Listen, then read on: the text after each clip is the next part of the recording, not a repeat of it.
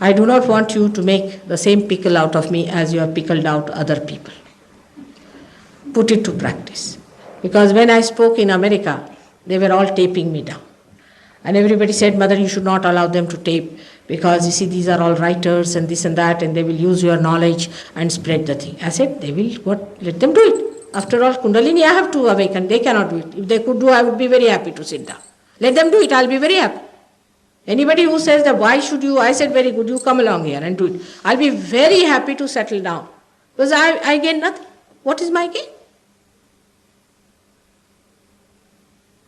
Anybody who is willing to do it, I'll be very happy to retire, absolutely. Because by God's grace, I'm a married woman and I'm very happily married. I have my own children and grandchildren. Why should I bother my head of going around the people traveling like this? Yesterday in Sydney, here in Melbourne, today again go back to Sydney, then to India. Why should I do it? For what? Only because I love, because I know it's my mission. I have to do it. I'm supposed to do it. This is the job I have. But if anybody else can do it, I'll be very happy for them to do it. Now, when it comes to all these awakening and all that, it's a thing that happens to you. It is a thing that moves within you. And you have to feel the movement. It is not a blind lane where you just pay some money in the counter and say, now we enter into the blind lane. And do what you like. Somebody says you jump, somebody says you do this and do that. Nothing. Everything is logical.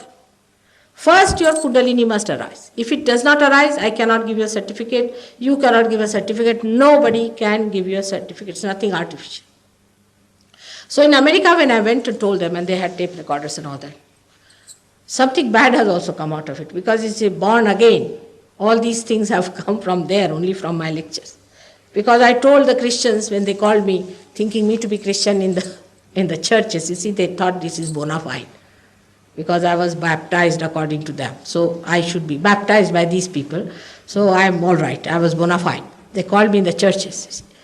And they also collected a collection for me. Very interesting. But the best part of it, some of them got up certain words. I said, you are to be born again, you are to be born again. So they have got a now cult called Born Again. Finished. It's very difficult to talk to these mad people.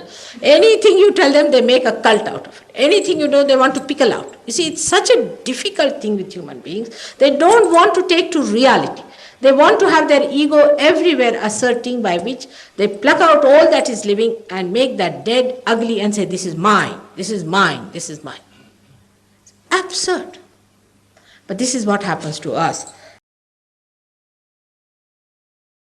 Like many people say, I said, why are you still doing these things?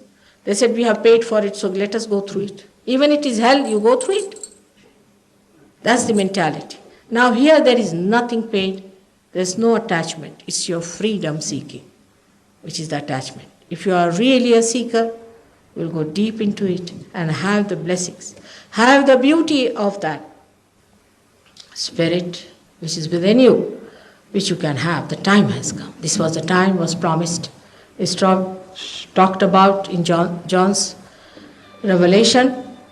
Also in many of the Indian scriptures it is described.